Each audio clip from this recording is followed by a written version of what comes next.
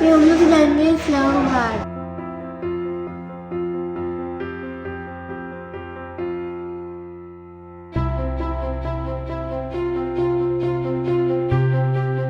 अस्सलाम वालेकुम। आज मैं जा रही हूँ इस्लामाबाद।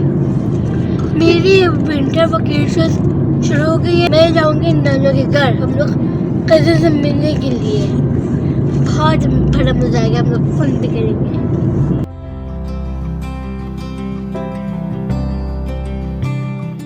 हाय गाइस, हम लोग उतरे हैं अबीरा पे हादी। हम लोग लंच कर रहे हैं।